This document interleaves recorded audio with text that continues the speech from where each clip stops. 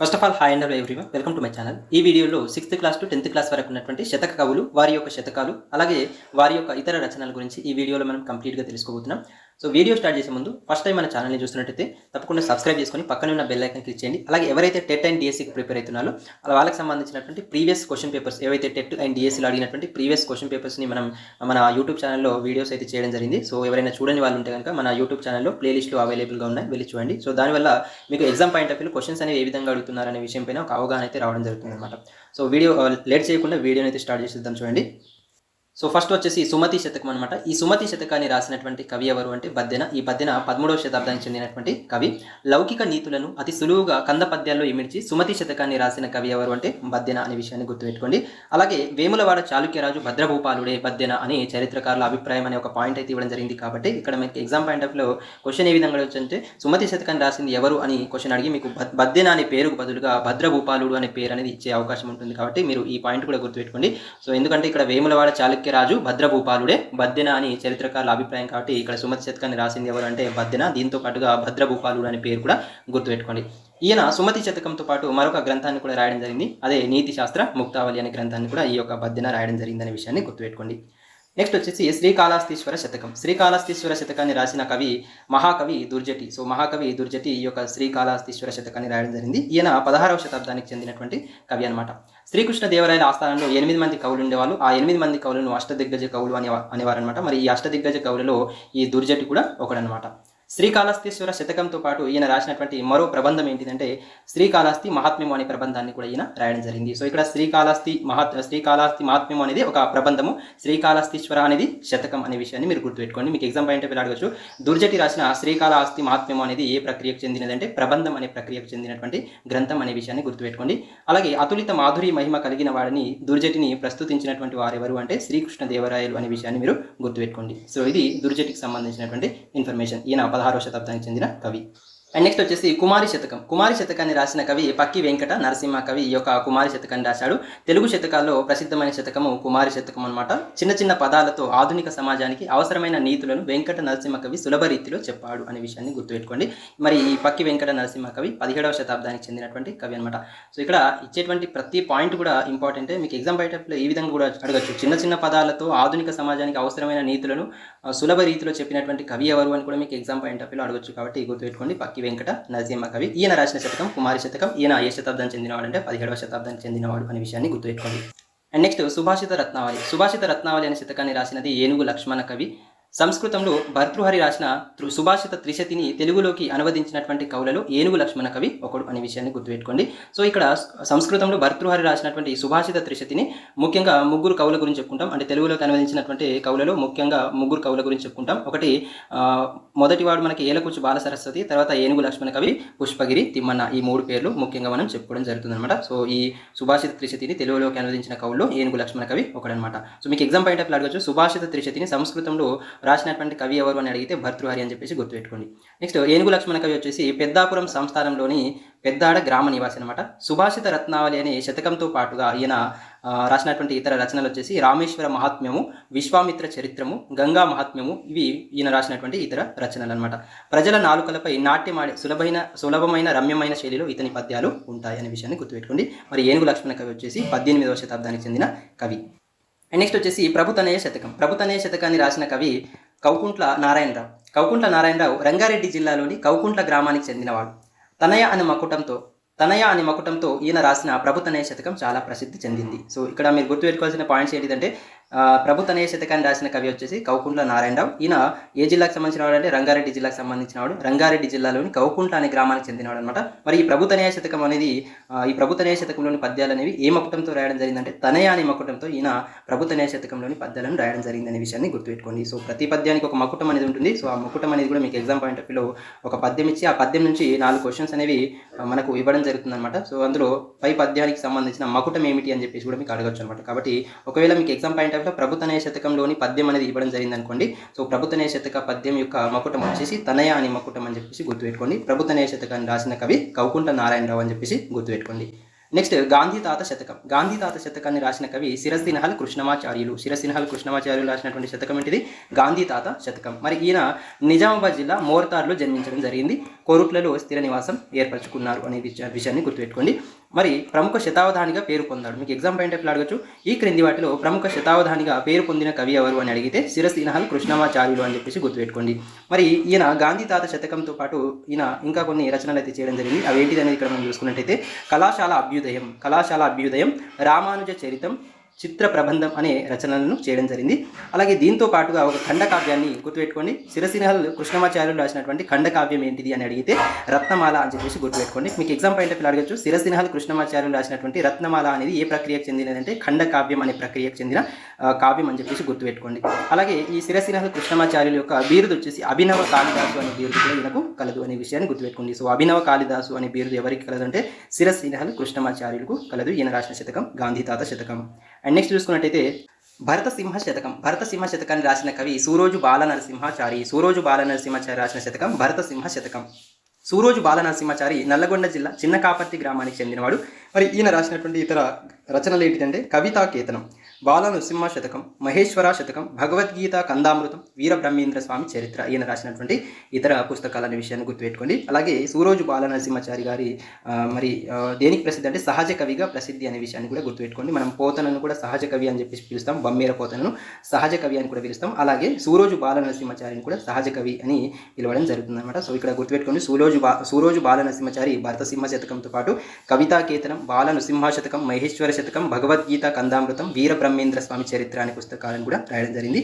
ఈయన వచ్చేసి నల్లగొండ జిల్లా చిన్న కాపర్తి గ్రామానికి చెందిన కవి. నెక్స్ట్ భవ్య చరిత శతకం. భవ్య చరిత శతకాన్ని రాసిన కవి డాక్టర్ టివి నారాయణ ఈ యొక్క భవ్య చరిత్ర శతకాన్ని రాయడం జరిగింది. ఈయన హైదరాబాద్ జిల్లాకు చెందినటువంటి వ్యక్తి. జూలై 26, 1925లో జన్మించిన ఈయన విద్యావేత్తగా, ఆధునిక దార్శనికుడిగా గుర్తింపు పొందాడు. జిల్లా విద్యాశాఖ అధికారిగా, పబ్లిక్ సర్వీస్ కమిషన్ సభ్యుడిగా సేవలందించడం జరిగింది. మరి ఈయన భవ్య చరిత్ర శతకంతో పాటు ఈయన రాసినటువంటి ఇతర రచనలు చూసుకున్నట్టయితే జీవన వేదం, హర్షపుత్ర శతకము, భవ్య చరిత్ర శతకాలను కూడా ఈయన రాయడం జరిగింది. అండ్ అదేవిధంగా ఈయన రాసినటువంటి కవితా సంపుటి వచ్చేసి ఆత్మదర్శనం. ఈయన రాసినటువంటి డాక్టర్ టివి నారాయణరావు గారి కవితా సంపుటి ఏంటిది అంటే ఆత్మదర్శనం. అలాగే డాక్టర్ టివి నారాయణ గారి ఉపనిషత్తులపై రాసినటువంటి వ్యాస సంపుటి ఏంటిది అంటే అమర వాక్సుధా స్రవంతి అనే విషయాన్ని గుర్తుపెట్టుకోండి. సో ఇక్కడ ఆత్మదర్శనం అనేది ఏంటిది అంటే కవితా సంపుటి, అమర వాక్సుధా స్రవంతి అనేది ఉపనిషత్తులపై రాసినటువంటి వ్యాస సంపుటి అనే విషయాన్ని గుర్తుపెట్టుకోండి. సో ఇది భవ్య చరిత్ర శతకకర్త డాక్టర్ టివి నారాయణరావుకు సంబంధించింది. అండ్ నెక్స్ట్ చూద్దాం. అండ్ నెక్స్ట్ వచ్చేసి ఇక్కడ 7th క్లాస్ సంబంధించినటువంటి శతక కవుల గురించి తెలుసుకుందాం. సో ఇక్కడ కూడా మనకి సుమతి శతకకర్త బద్దెన గురించి ఇవ్వడం జరిగింది. లౌకిక నీతులను అతి సులువుగా కందె పద్యాల్లో ఇమిడ్చి సుమతి శతకం రాసిన కవి బద్దెన ఇంతకుముందే తెలుసుకోవడం జరిగింది. వేములవాడ చాళుక్యరాజు భద్రభూపాలుడే బద్దెన అని చరిత్రకారుల అభిప్రాయం. ఈయన సుమతి శతకంతో పాటు నీతి శాస్త్ర ముక్తావళి అనే గ్రంథాన్ని కూడా రాయడం జరిగింది అనే విషయాన్ని కూడా మనం ఇంతకుముందే తెలుసుకోవడం జరిగింది. ఈయన 13వ శతాబ్దానికి చెందినటువంటి కవి. నెక్స్ట్ దాశరథి శతకం. దాశరథి శతకాన్ని రాసినటువంటి కవి ఎవరు అంటే రామదాసు. ఈ రామదాసు అసలు పేరు ఏంటంటే కంచర్ల గోపన్న. సో రామదాసుగా పేరు పొందిన కంచర్ల గోపన్న మరి దాశరథి కరుణాపయోనిధి అన్న మకుటంతో ఈ యొక్క దాశరథి శతకాన్ని రాయడం జరిగింది. సో రాసి మరి భద్రాచల శ్రీ రామచంద్రునికి అంకితం ఇవ్వడం జరిగిందనమాట. సో గుర్తుపెట్టుకోండి, దాశరథి శతకాన్ని ఏ మకుటంతో రాయడం జరిగిందంటే దాశరథి కరుణాపయోనిధి అన్న మకుటంతో దాశరథి శతకాన్ని రాసి భద్రాచల శ్రీ రామచంద్రునికి అంకితం ఇచ్చిన కవి రామదాసు లేదా కంచర్ల గోపన్న. ఖమ్మం జిల్లా నేలకొండపల్లికి చెందినటువంటి ఈయన కీర్తనలు ఇప్పటికీ తెలుగు వారి నేలకలపై నాట్యమాడుతూనే ఉన్నాయనే విషయాన్ని గుర్తుపెట్టుకోండి. మరి ఈయన 17వ శతాబ్దానికి చెందినటువంటి కవి. అండ్ నెక్స్ట్ వచ్చేసి నరసింహ శతకం మరియు నృకేసరి శతకం రాసినటువంటి కవి కాకుత్సం శేషప్ప కవి. ఈయన జగిత్యాల జిల్లా ధర్మపురి నారసింహునికి తన జీవితాన్ని అంకితం ఇచ్చినటువంటి సత్కవి కాకుత్సం శేషప్ప కవి. మీకు ఎగ్జామ్ పాయింట్ ఆఫ్ అడగచ్చు, జగిత్యాల జిల్లా ధర్మపురి నారసింహునికి తన జీవితాన్ని అంకితం ఇచ్చినటువంటి సత్కవి ఎవరు అంటే కాకుత్సం శేషప్ప కవి. ఈయన నరసింహ శతకము, నృకేసరి శతకాలతో పాటుగా నరహరి శతకము, ధర్మపురి రామాయణం అనే ఇతర రచనలను కూడా చేయడం జరిగింది. జన వ్యవహార నుడికారాలు, పదబంధాలు, లోకోక్తులను పద్య రూపంలో వ్యక్తీకరించిన నరసింహ శతకం ఈయనకు అమిత కీర్తిని తెచ్చిపెట్టింది అనే విషయాన్ని గుర్తుపెట్టుకోండి. మరి కాకుత్సం శేషప్ప కవి 18వ శతాబ్దానికి చెందిన కవి. నెక్స్ట్ వేమన శతకం రాసినటువంటి కవి వేమన పద్యం రాని తెలుగు వాళ్ళు ఉండరు. సహజ కవిగా ప్రసిద్ధి పొందాడు. కడప జిల్లాకు చెందిన ఈయన పద్యాలలో నీతి, లోక జ్ఞానం, మానవతా విలువలు ఉంటాయి. జన వ్యవహార శైలిలో తేలికైన ఉపమానాలతో పద్యాలు రచించడం వేమన ప్రత్యేకత అనే విషయాన్ని గుర్తుపెట్టుకోండి. ఇక్కడ ప్రతి పాయింట్ కూడా ఇంపార్టెంటే. మీకు అడుగుతాడు ఎగ్జామ్ పాయింట్ ఆఫ్ ఏంటంటే ఈ వేమన శతకర్త ఎవరు? వేమన. సో వేమన సహజ కవిగా ప్రసిద్ధి అనమాట. వేమన సహజ కవిగా ప్రసిద్ధి. ఈయన ఏ జిల్లాకు చెందినవాడు అంటే కడప జిల్లాకు చెందినవాడు అనమాట. సో మీకు ఎగ్జామ్ పాయింట్ ఆఫ్ ఇంకా క్వశ్చన్ ఏ విధంగా అంటే నీతి, లోక జ్ఞానం, విజ్ఞానం మానవత విలువలు అనేవి ఎవరి పద్యాలు ఉంటాయంటే వేమన పద్యాలు ఉంటాయి. అలాగే జన వ్యవహార శైలిలో తేలికైన ఉపమానాలతో పద్యాలు రచించడం ఎవరి ప్రత్యేకత అంటే వేమన ప్రత్యేకత అని చెప్పేసి గుర్తుపెట్టుకోండి. ఈయన ఏ శతాబ్దానికి చెందిన కవి? 17వ శతాబ్దానికి చెందిన కవి అని చెప్పేసి గుర్తుపెట్టుకోండి. అండ్ నెక్స్ట్ వచ్చేసి నగ్న సత్యాలు శతకం. నగ్న సత్యాలు శతకాన్ని రాసిన కవి రావికంటి రామయ్య గుప్తా. సో రావికంటి రామయ్య గుప్తా గారి శతకం వచ్చేసి నగ్న సత్యాలు శతకం. సో మరి ఈయనకున్నటువంటి బిరుదు ఏంటంటే కవిరత్న. సో కవిరత్న అనే బిరుదు ఎవరికి కలదు? రావికంటి రామయ్య గుప్తా. పెద్దపల్లి జిల్లాలోని మంథని గ్రామానికి చెందినటువంటి కవి రావికంటి రామయ్య గుప్తా. మరి ఈయన నగ్న సత్యాలోని శతకంతో పాటుగా గౌతమేశ్వర శతకాన్ని, గీతామృతం, వరద గోదావరి అనే పుస్తకాలను కూడా ఈయన రాయడం జరిగిందనే విషయాన్ని గుర్తుపెట్టుకోండి. సో నగ్న సత్యాల శతకము, గౌతమేశ్వర శతకం ఈ 2 శతకాలను రాసింది రావికంటి రామయ్య గుప్తా. అలాగే గీతామృతం, వరద గోదావరి అనేవి ఈయన యొక్క ఇతర రచనలు. వరకవిగా మంత్రకూట వేమనగా సుప్రసిద్ధి చెందినటువంటి కవి రావికంటి రామయ్య గుప్తా. సో గుర్తుపెట్టుకోండి, ఇంపార్టెంట్ ఇది. వరకవిగా మంత్రకూట వేమనగా సుప్రసిద్ధమైనటువంటి కవి ఎవరు అని అడిగితే రావికంటి రామయ్య గుప్తా అని చెప్పేసి గుర్తుపెట్టుకోండి. ఈయనకున్నటువంటి బిరుదు వచ్చేసి కవిరత్న. ఈయన నగ్న సత్యాల శతకం, గౌతమేశ్వర శతకాలను రాయడం జరిగింది. అలాగే గీతామృతం, వరద గోదావరి అనేవి ఈయన యొక్క ఇతర రచనలు. నెక్స్ట్ శ్రీ శ్రీనివాస బొమ్మల శతకాన్ని రాసినటువంటి కవి doctor Adepu Chandramouli. So doctor Adepu Chandramouli గారి శతకం శ్రీ శ్రీనివాస బొమ్మల శతకం. వరంగల్ అర్బన్ జిల్లా రంగశాయిపేట గ్రామానికి చెందినటువంటి కవి డాక్టర్ ఆడేపు చంద్రమౌళి. మరి ఈ డాక్టర్ ఆడేపు చంద్రమౌళి గారికి ఉన్నటువంటి బిరుదు ఏమిటంటే కవి శశాంక అనే బిరుదు ఈ యొక్క డాక్టర్ ఆడేపు చంద్రమౌళి గారికి ఉంది. వేములవాడ రాజరాజేశ్వర శతకం, రామాయణ రమణీయం రచించడం జరిగింది. సో ఇక్కడ గుర్తుపెట్టుకోండి, డాక్టర్ ఆడేపు చంద్రమౌళి గారు రచించినటువంటి శతకాలు వచ్చేసి శ్రీ శ్రీనివాస బొమ్మల శతకము, వేములవాడ రాజరాజేశ్వర శతకాలు ఈయన రాసినటువంటి శతకాలు. దాంతోపాటు డాక్టర్ ఆడేపు చంద్రమౌళి గారి పద్య కావ్యం వచ్చేసి రామాయణ రమణీయం అని చెప్పేసి గుర్తుపెట్టుకోండి. సరళమైన భాషలు అందరికీ అర్థమయ్యే శైలిలో పద్యాలు రాయడం అనేది ఈ యొక్క డాక్టర్ ఆడేపు చంద్రమౌళి గారి ప్రత్యేకత అనే విషయాన్ని గుర్తుపెట్టుకోండి. నెక్స్ట్ వచ్చేసి శ్రీ యాదగిరి లక్ష్మీ నృసింహ శతకం. శ్రీ యాదగిరి లక్ష్మీ నృసింహ శతకాన్ని రాసిన కవి శ్రీ ధూపాటి సంపత్ కుమారాచార్య. ఖమ్మం జిల్లాకు చెందిన ఈయన యాదగిరి వాస నృసింహ రమా విభో ప్రభో అనే మకుటంతో చక్కని పద్యాలు రాశాడు. ఇవన్నీ భక్తితో పాటు నైతిక విలువలను పెంపొందింపజేస్తాయి అనే విషయాన్ని గుర్తుపెట్టుకోండి. సో ఇక్కడ శ్రీ యాదగిరి లక్ష్మీ నృసింహ శతకాన్ని యాదగిరి వాస నృసింహ రమా విభో ప్రభో అనే మకుటంతో రాసినటువంటి కవి ఎవరంటే శ్రీ ధూపాటి సంపత్ కుమారాచార్య. ఈయన ఏ జిల్లాకు చెందిన వ్యక్తి అంటే ఖమ్మం జిల్లాకు చెందినటువంటి వ్యక్తి అనే విషయాన్ని గుర్తుపెట్టుకోండి. సో ఇవి 7th క్లాస్ సంబంధించినటువంటి శతక పద్యాలు, శతక కవులు, వారి యొక్క శతకాలు. అండ్ నెక్స్ట్ 8th క్లాస్ సంబంధించినటువంటి శతక కవుల గురించి తెలుసుకుందాం. చూడండి, నారాయణ శతకం. నారాయణ శతకాన్ని నారాయణ అన్న మకుటంతో మనస్సుకు ఆహ్లాదాన్ని కలిగించే అద్భుతమైన పద్యాలు ఇందులో ఉన్నాయి. దీనిని పోతన రాయడం జరిగింది. ఇతడు వరంగల్ జిల్లా బొమ్మెరవాసి. ఆంధ్ర మహాభాగవతం, భోగిని దండకం, వీరభద్ర విజయం అనే పుస్తకాలను కూడా ఈయన రాయడం జరిగింది. సో ఇక్కడ మీరు గుర్తుపెట్టుకోవాల్సిన ఏంటంటే నారాయణ శతకాన్ని రాసినటువంటి కవి ఎవరంటే పోతన. ఈయన వరంగల్ జిల్లా, ఏ జిల్లాకు సంబంధించిన వాడు? వరంగల్ జిల్లా బొమ్మెర గ్రామానికి చెందినటువంటి కవి. సో మరి ఈ నారాయణ శతకాన్ని ఏ మకుటంతో రాశాడంటే నారాయణ అన్న మకుటంతో మనసుకు ఆహ్లాదాన్ని కలిగించే అద్భుతమైన పద్యాలు అయితే రాయడం జరిగింది. మరి ఈయన రాసినటువంటి ఇతర రచనలు ఏంటంటే ఆంధ్ర మహాభాగవతం, భోగిని దండకం, వీరభద్ర విజయం అనేవి ఈయన ఇతర రచనలు. ఈయన 15వ శతాబ్దానికి చెందినటువంటి కవి అనే విషయాన్ని కూడా గుర్తుపెట్టుకోండి. నెక్స్ట్ చిత్తశతకం. చిత్తశతకాన్ని రాసిన కవి శ్రీపతి భాస్కర కవి. శ్రీపతి భాస్కర కవి చిత్తశతకాన్ని చిత్తమ అనే మకుటంతో రాయడం జరిగిందనమాట. సో చిత్తశతకాన్ని చిత్తమ అనే మకుటంతో రాసినటువంటి కవి ఎవరంటే శ్రీపతి భాస్కర కవి అనే విషయాన్ని గుర్తుపెట్టుకోండి. ఈయన శైవ పండిత త్రయంలో ఒకరైన శ్రీపతి పండితుని వంశం వాడని పరిశోధకుల అభిప్రాయం అనే విషయాన్ని కూడా గుర్తుపెట్టుకోండి. సో మీకు ఎగ్జామ్ పాయింట్ ఆఫ్ వ్యూ అడగచ్చు, ఈ క్రింది వాటిలో శైవ పండిత త్రయంలో ఒకరైన శ్రీపతి పండితుని వంశం వాడని పరిశోధకుల అభిప్రాయం. ఈ క్రింది వాటిలో ఏ కవి శైవ పండిత త్రయంలో ఒకరైన శ్రీపతి పండితుని వంశం వాడని పరిశోధకుల అభిప్రాయం అనే విషయాన్ని మీకు ఎగ్జామ్ పాయింట్ ఆఫ్ వ్యూలో అడగచ్చు. కాబట్టి శ్రీపతి భాస్కర కవి శైవ పండిత త్రయంలో ఒకరైన శ్రీపతి పండితుని వంశం వాడని పరిశోధకుల అభిప్రాయం అనే విషయాన్ని గుర్తుపెట్టుకోండి. సో ఈయన రాసిన శతకం చిత్తశతకం, చిత్తమాని మకుటంతో రాశాడు. ఈయన 17వ శతాబ్దానికి చెందిన కవి. నెక్స్ట్ భాస్కర శతకం. భాస్కర శతకాన్ని రాసిన కవి మారద వెంకయ్య. ఈ మారద వెంకయ్య భాస్కర అనే శతకాన్ని భాస్కర అనే మకుటంతో రాయడం జరిగింది. భాస్కర శతకంలోని ప్రతి పద్యంలోనూ మొదటి 2 పాదాలలో ఒక నీతిని చెప్పి తర్వాతి పాదాలలో దానిని సమర్థిస్తూ ఒక దృష్టాంతాన్ని చెప్పడం ఈ శతకంలోని ప్రత్యేకత. సో చాలా ఇంపార్టెంట్ ఈ పాయింట్ అనేది. సో మీకు ఎగ్జామ్ పాయింట్ ఆఫ్ వ్యూలో అడగచ్చు. సో మనకు పద్యాల్లో ఇక్కడ 4 పాదాలు ఉంటాయి. భాస్కర శతక పద్యాల్లో 4 పాదాలు ఉంటాయి. మొదటి పాదం రెండవ పాదం, మొదటి పాదం రెండవ పాదాలలో ఒక నీతిని చెప్పి తర్వాతి 2 పాదాలలో దానిని సమర్థిస్తూ ఒక దృష్టాంతాన్ని చెప్పడం అనేది ఈ యొక్క భాస్కర శతక పద్యాల్లోని ప్రత్యేకత అనే విషయాన్ని గుర్తుపెట్టుకోండి. సో మీకు ఎగ్జామ్ పాయింట్ ఆఫ్ ఈ పాయింట్ అనేది అడగొచ్చు. కావాలంటే మీరు ఒకసారి భాస్కర శతక పద్యాన్ని చూస్తే మీకు క్లియర్గా అర్థమవుతుంది. సో భాస్కర శతకం రాసింది మారద వెంకయ్య. మరి మకుటం వచ్చేసి భాస్కర అనే మకుటం. ఈయన 17వ శతాబ్దానికి చెందిన కవి. నెక్స్ట్ దాశరథి శతకం రాసినది ఇంతకుముందే చెప్పుకోవడం జరిగింది. సో రామదాసు, ఈయన అసలు పేరు కంచెర్ల గోపన్న, ఖమ్మం జిల్లా నేలకొండపల్లి గ్రామానికి చెందినటువంటి వ్యక్తి. దాశరథి కరుణా పయోనిధి అనే మకుటంతో పద్యాలను రాయడం జరిగింది. భద్రాచల రామునికి ఈ యొక్క దాశరథి శతకాన్ని అంకితం ఇవ్వడం జరిగింది. ఈయన 17వ శతాబ్దానికి చెందిన కవి. అండ్ నెక్స్ట్ వచ్చేసి నరసింహ శతకం. ఈ శతకకర్త కాకుత్స్యం శేషప్ప కవి, జగిత్యాల జిల్లా ధర్మపురికి చెందినవాడు. ఇంతకుముందే చెప్పుకోవడం జరిగింది. దుష్ట సంహార నరసింహ దురిత దూర అనే మకుటంతో పద్యాలను రాశాడు. ఈయన మృదంగం వాయించడంలో నేర్పరి తన జీవితాన్ని శ్రీ ధర్మపురి నరసింహస్వామికి అంకితం చేశాడు. ఈయన నరహరి, నృకేసరి శతకాలు, ధర్మపురి రామాయణం మొదలగు రచనలు చేయడం జరిగింది.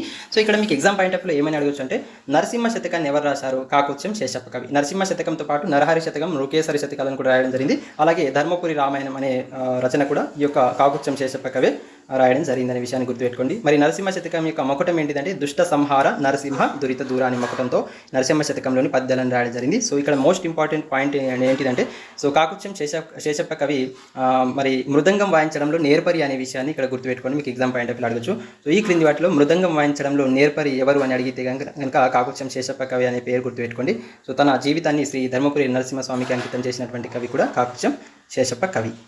నెక్స్ట్ విశ్వకర్మ శతకం. విశ్వకర్మ శతకాన్ని రాసినటువంటి కవి ఎవరు అంటే ఇక్కడ మనకి పండిత రామసింహ కవి. పండిత రామసింహ కవి విశ్వకర్మ శతకాన్ని రాయడం జరిగింది. విశ్వపాలన ధర్మ శ్రీ విశ్వకర్మ అనే మకుటంతో మరి ఈ యొక్క పండిత రామసింహ కవి విశ్వకర్మ శతకాన్ని రాయడం జరిగింది. సో విశ్వకర్మ శతకాన్ని ఏ మకుటంతో రాశాడు? విశ్వపాలన ధర్మ శ్రీ విశ్వకర్మ అనే మకుటంతో పండిత రామసింహ కవి విశ్వశర్మ అనే శతకాన్ని రాశారు.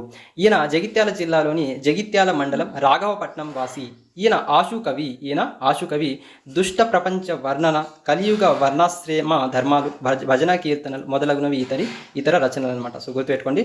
సో విశ్వకర్మ శతకర్త రామసింహ కవి, పండిత రామసింహ కవి యొక్క ఇతర రచనలు వచ్చేసి దుష్ట ప్రపంచ వర్ణన, కలియుగ వర్ణాశ్రమ ధర్మాలు, భజన కీర్తనలు అనేవి ఈయన యొక్క ఇతర రచనలు అనే విషయాన్ని గుర్తుపెట్టుకోండి. అండ్ నెక్స్ట్ వచ్చేసి శ్రీ వెంకటేశ్వర శతకం. శ్రీ వెంకటేశ్వర శతకాన్ని రాసినటువంటి కవి ఆసూరి మరింగంటి పురుషోత్తమాచార్యులు. మరి ఈ యొక్క వెంకటేశ్వర శతకం అనేది వెంకటేశ్వర అనే మకుటంతో ఈ వెంకటేశ్వర శతకంలోని పద్యాలను రాయడం జరిగింది. దీంతో పాటుగా గోదాదేవి వేరు, గోదావరి వేరు, గోదాదేవి, యాదగిరి లక్ష్మీ నరసింహ శతకము, గోదావరి, సత్యవతి సాంత్వనం, మారుతి, ఇవి కూడా ఈ యొక్క ఆసూరి మరింగంటి పురుషోత్తమాచార్యులు గారి రచనలు అనే విషయాన్ని గుర్తుపెట్టుకోండి. మరి విద్వత్ కవిగా ప్రసిద్ధి పొందారు అనే విషయాన్ని కూడా గుర్తుపెట్టుకోండి. సో ఆసూరి మరింగంటి పురుషోత్తమాచార్యులు విద్వత్ కవిగా ప్రసిద్ధి అనే విషయాన్ని కూడా గుర్తుపెట్టుకోండి.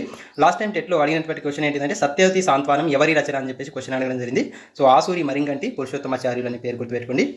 ఈయన వచ్చేసి నల్గొండ జిల్లా మునగాల మండలం నరసింహాపురం గ్రామం సంబంధించినటువంటి కవి అనే విషయాన్ని కూడా గుర్తుపెట్టుకోండి. నెక్స్ట్ శ్రీ బాకవారాంజనేయ శతకం. శ్రీ బాకవారాంజనేయ శతకం ఎవరు రాశారంటే రంగారెడ్డి జిల్లా శంకర్పల్లి నివాసి అయినటువంటి వెంకటరావు పంతులు. సో రంగారెడ్డి జిల్లా శంకర్పల్లి నివాసి అయినటువంటి వెంకటరావు పంతులు శ్రీ బాకవరాంజనేయ శతకాన్ని రాయడం జరిగింది. సో తాండూరు దగ్గరలోని బాకవరం గ్రామంలో వెలసినటువంటి ఆంజనేయ స్వామిపై బాకవరాంజనేయ కలభంజన సాధు జనానురంజన అనే మకుటంతో పద్యాలను రాయడం జరిగింది. యక్షగానాలు, కీర్తనలు, గేయాలు ఈయన రాయడం జరిగిందనే విషయాన్ని గుర్తుపెట్టుకోండి. నెక్స్ట్ వచ్చేసి 9th క్లాస్ సంబంధించినటువంటి శతక కవుల గురించి తెలుసుకుందాం. సర్వేశ్వర శతకం. సర్వేశ్వర శతకాన్ని రాసినటువంటి కవి యాదవకుల అన్నమయ్య సర్వేశ్వర శతకాన్ని రాయడం జరిగింది. ఇతని శైలి ధారాళమైనది. సర్వేశ్వర శతకానికి శతక సాహిత్యంలో గొప్ప ప్రాచుర్యం ఉన్నది అనే విషయాన్ని గుర్తుపెట్టుకోండి. మరి యాదవకుల అన్నమయ్య 13వ శతాబ్దానికి చెందినటువంటి కవి. నెక్స్ట్ శ్రీకాళహస్తీశ్వర శతకం. ఇది ఇంతకు ముందే రావడం జరిగింది. శ్రీకాళహస్తీశ్వర శతకాన్ని దూర్జటి రాయడం జరిగింది. కాకపోతే ఇందులో కొన్ని పాయింట్స్ అనేవి ఎక్స్ట్రా యాడ్ అవ్వడం జరిగింది. ఏంటిది అనేది ఇక్కడ మనం తెలుసుకుందాం. సో శ్రీకాళహస్తీశ్వర శతకాన్ని రాసినటువంటి కవి దూర్జటి. ఈయన 16వ శతాబ్దానికి చెందినటువంటి కవి. శ్రీకృష్ణదేవరాయల ఆస్థానంలో ఉన్నటువంటి 8 మంది కవులను అష్టదిగ్గజ కవులు అంటాం. మరి ఈ అష్టదిగ్గజ కవుల్లో దూర్జటి కూడా ఒక కవి అనమాట. రాజులు మత్తులు వారి సేవ నరకప్రాయంబు అంటూ రాజులకు చేసే సేవను ధైర్యంగా వ్యతిరేకించిన కవి ఎవరు అని అడిగితే కనుక దూర్జటి అనే విషయాన్ని గుర్తుపెట్టుకోండి. సో మోస్ట్ ఇంపార్టెంట్ పాయింట్, రాజులు మత్తులు వారి సేవ నరకప్రాయంబు అంటూ రాజులకు చేసే సేవను ధైర్యంగా వ్యతిరేకించినటువంటి కవి ఎవరు అంటే దూర్జటి అనే విషయాన్ని గుర్తుపెట్టుకోండి. ఈయన కవిత్వాన్ని శ్రీకృష్ణదేవరాయలు అతులిత మాధురి మహిమ గలదిగా కీర్తించడం జరిగింది అనే విషయాన్ని కూడా గుర్తుపెట్టుకోండి. సో గుర్తుపెట్టుకుని ఇక్కడ ఎవరి కవిత్వాన్ని శ్రీకృష్ణదేవరాయలు అతులిత మాధురి మహిమ గలదిగా కీర్తించాడు అంటే దూర్జటి అనే విషయాన్ని గుర్తుపెట్టుకోండి. మరి ఈయన శ్రీకాళహస్తీశ్వర శతకంతో పాటుగా మరొక ప్రబంధాన్ని రాయడం జరిగింది. ఏంటిది అంటే శ్రీకాళహస్తి మహాత్మ్యం అనే ప్రబంధాన్ని కూడా ఈయన రాయడం జరిగింది అనే విషయాన్ని గుర్తుపెట్టుకోండి. అండ్ నెక్స్ట్ వచ్చేసి మల్లభూపాలియం నీతి శతకం. మల్లభూపాలియం నీతి శతకం రాసిన కవి ఏలకూచి బాల సరస్వతి. ఈయన నాగర్ కర్నూలు జిల్లా జటప్రోలు సంస్థానంలో సురభి మాధవరాయల ఆస్థాన కవి. సో గుర్తుపెట్టుకోండి, ఏలకూచి బాల సరస్వతి నాగర్ కర్నూలు జిల్లా జటప్రోలు సంస్థానంలో సురభి మాధవరాయల ఆస్థాన కవి.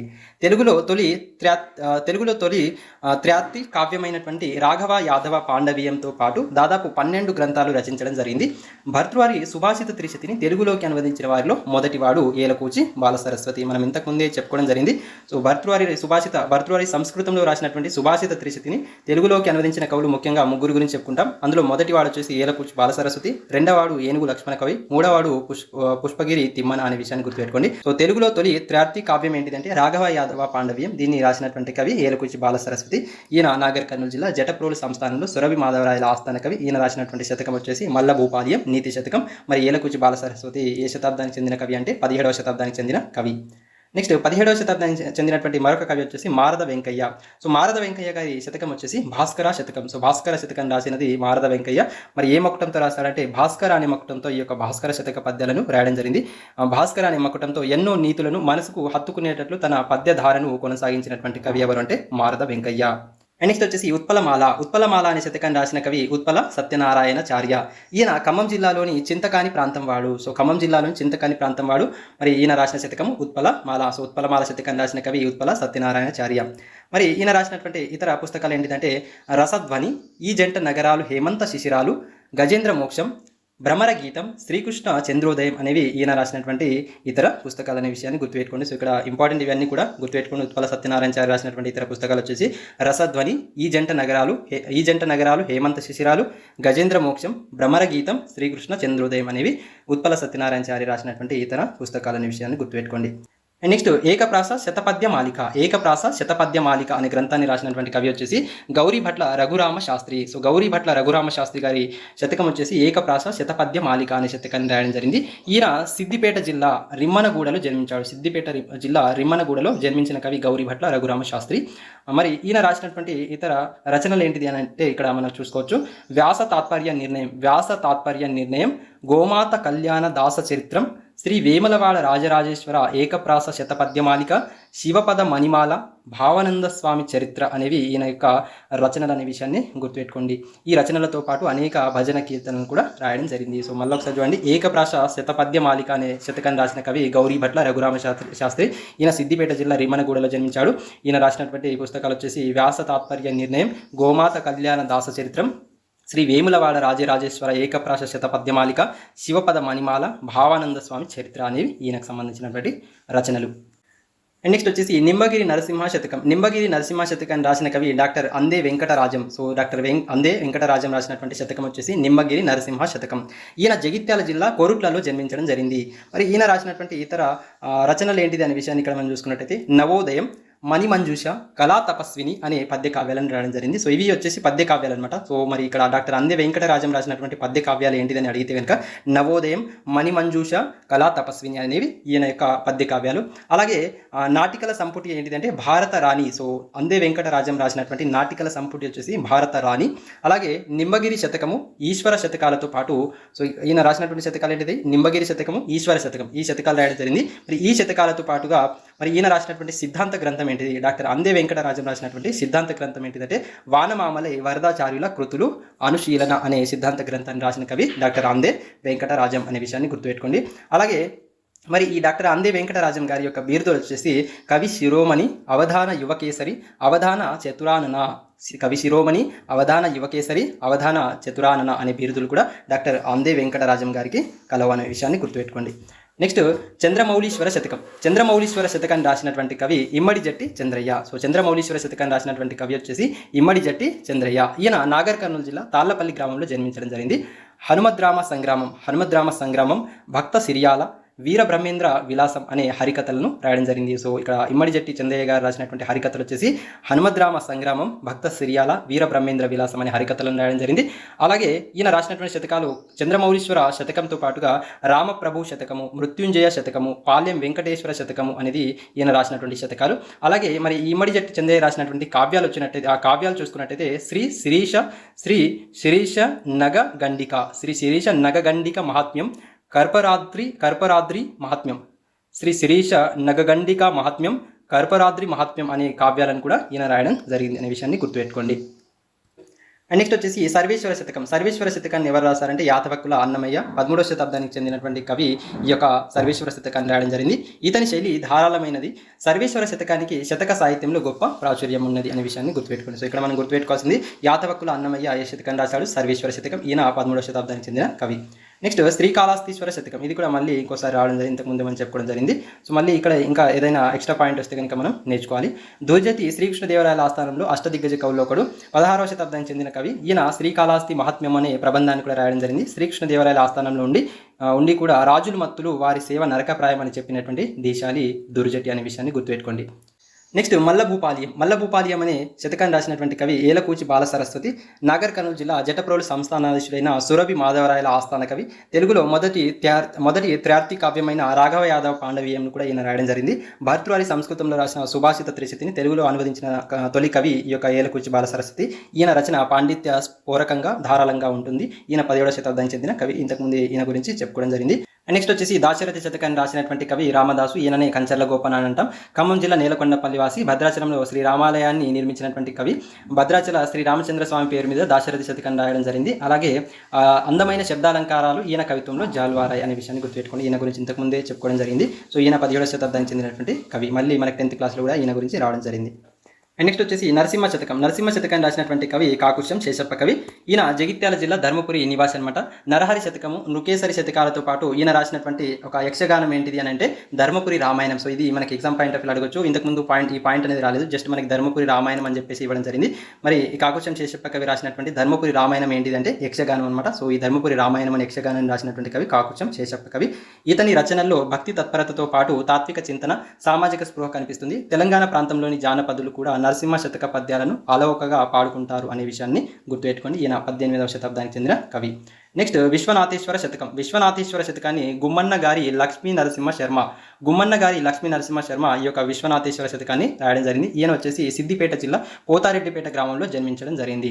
300లకు పైగా అష్టావధానాలు చేసి అవధాని శశాంక, ఆశు కవితా కేసరి అన్న బిరుదులను పొందినటువంటి కవి గుమ్మన్న గారి లక్ష్మీ నరసింహ శర్మ. గుర్తుపెట్టుకోండి, 300లకు పైగా అష్టావధానాలు చేసి అవధాని శశాంక, ఆశు కవితా కేసరి అన్న బిరుదులను పొందినటువంటి కవి గుమ్మన్న గారి లక్ష్మీ నరసింహ శర్మ.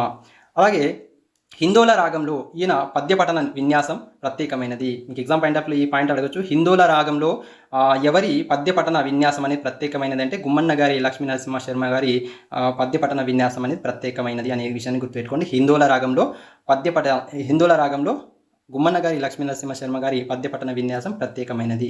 మరి ఈయన రాసినటువంటి ఇతర రచనలు ఏంటిది అనే విషయాన్ని ఇక్కడ మనం చూసుకున్నట్టయితే కవితా కళ్యాణి, అవధాన సరస్వతి, వాగీశ్వరి స్తుతి, ఆద్య మాతృక, పద్యోద్యానము అనేవి ఈయన యొక్క ఇతర రచనలు. కవితా కళ్యాణి, అవధాన సరస్వతి, వాగీశ్వరి స్తుతి, ఆద్య మాతృక, పద్యోద్యానము అనేవి ఈయన యొక్క ఇతర రచనలు.